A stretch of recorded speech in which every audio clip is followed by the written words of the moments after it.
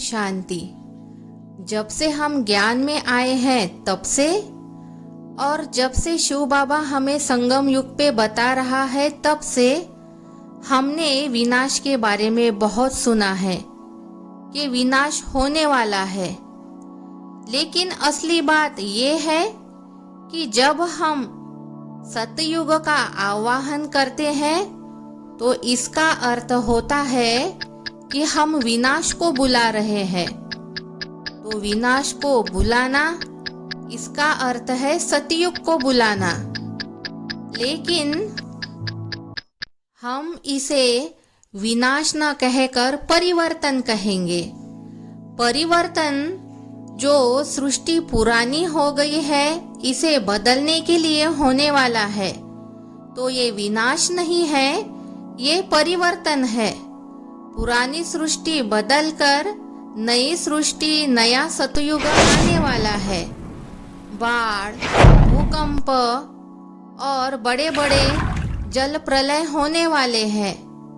ऐसी स्थितियों में कौन से ब्राह्मण बच्चे या कौन से लोग हैं जो जीवित रहेंगे, ये इस वीडियो में हम आगे जानने वाले हैं। अगर कोई बिल्डिंग पुरानी हो जाती है तो उसे तोड़कर नया बनाया जाता है। वहाँ की जमीन को साफ किया जाता है। ऐसी ही ये सृष्टि अब पुरानी हो गई है, इसे साफ होना है और नया बनना है। इसमें पानी का बहुत महत्वपूर्ण हाथ रहेगा, क्योंकि पानी से ही सृष्टि की सफाई होगी। और जो लोग उस नए घर में रहने वाले होंगे, उन्हें तो जो नया घर बना है उसका ज़्यादा उमंग उत्साह होगा, बल्कि ये नहीं कि पुराना घर क्यों तोड़ दिया है, क्योंकि उन्हें तो पता है कि नया घर मिलने वाला है। ऐसे ही हम बाबा के बच्चे ये जान ले कि हमें भी तो नई सृष्टि, नया घर मिलने वाला है ना।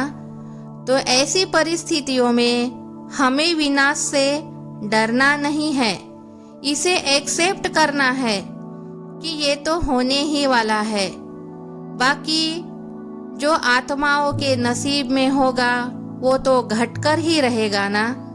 तो अपनी स्थिति हमें मजबूत बनानी है, क्योंकि बड़े बड़े युद्ध होंगे, कई हजारों लाखों लोग मरेंगे, विनाश का प्रलय तांडव होगा। ऐसे समय पर ही तो बाबा ने हमें सेवा करने की कहा है, मानसिक सेवा करने को कहा है, इस दुनिया को सकाश देने के लिए कहा है। लेकिन इस विनाश काल में भी कौन सी आत्माएं जीवित रहेगी, इस बारे में हम आगे जानने वाले हैं। विनाश काल में वही लोग जीवित रहेंगे जिनको किसी न किसी रूप से हिसाब किताब चुकता करना है। ये हिसाब किताब लोग शारीरिक दुख द्वारा या मानसिक दुख द्वारा चुकता करेंगे। नेचुरल कैलेमिटीज भी अपना जोर दिखाएंगे, युद्ध की मैदान भी भरे हुए रहेंगे, और ऐसे समय में सुख सुविधाओं का भी अभाव रहेगा। ऐसे समय पर ही हमारा कोई नियरेस्ट एंड डियरेस्ट हमसे बिछड़ जाए, गुजर जाए, या तो हमारी कोई शारीरिक व्याधि जोर मारे और उस दुख के को हम सहन नहीं कर पाए, तो ये कितनी बहुत बड़ी बात हो जाएगी। लेकिन ऐसे समय पर भी मनुष्यों को घबराना नहीं है। अभी से स्टॉक जमा करिए शक्तियों का, शांति का, जो कि आपको आगे चलकर काम आएगा। ऐसी आत्माएं जीवित रहेगी या तो जिनके हिसाब किताब चुकता करने हैं, या तो जो दूसरों की सेवा करने वाली है। ऐसी आत्माएं ही विनाश काल में जीवित रहेगी। जो आत्माएं इस दुनिया को सकाश दे सकती है, सुख शांति प्रदान कर सकती है, दूसरों को सेवा दे सकती है। वैसे तो बाबा ये कहता है, कई बार मुरलियों में भी कह चुका है कि विनाश काल के समय न दवाई देने वाला होगा, न कोई दवाई खाने वाला बचेगा। लेकिन ऐसे भी समय में जो आत्माएं सतयुग स्थापन करने के निमित्त है, जो ये सतयुग का निर्माण कर सकते हैं, ऐसे लोग, ऐसे आत्माएं जीवित रहेगी। इनमें ज्ञानी, योगी, कुछ साइंटिस्ट और शिव परमात्मा के बच्चे होंगे जरूर, जो इस विनाश काल में भी जीवित रहेंगे। ऐसे लोगों को एडवांस पार्टी कहा जाता है। और बाबा ये भी कहता है कि एडवांस पार्टी तो तैयार हुई पड़ी है, लेकिन हम बाकी के जो शिव बाबा के बच्चे हैं, हमारी मानसिक अवस्था अब हमें परिपक्व बनानी है और सतयुग को बुलाना है। सतयुग को बुलाना अर्थात विनाश का आह्वान करना। लेकिन मैं इसे विनाश कहूंगी ही नहीं, क्योंकि ये तो सृष्टि का परिवर्तन है, जो कि मनुष्यों के भलाई के लिए हो रहा है, देवी देवता का राज्य स्थापन करने के लिए हो रहा है। इसीलिए हम मनुष्यों को इसे एक्सेप्ट करना होगा, क्योंकि दुनिया में दुख दर्द इतना बढ़ गया है, प्रदूषण इतना बढ़ गया है कि ये दुनिया अब मनुष्यों के रहने के लायक नहीं है। और हम इसी पुरानी दुनिया से ही दिल लगाकर बैठेंगे तो नई अच्छी दुनिया कब आएगी। इसीलिए अब इस पुरानी दुनिया से हमें लंगर उठा लेना है और नई दुनिया की ओर जाना है।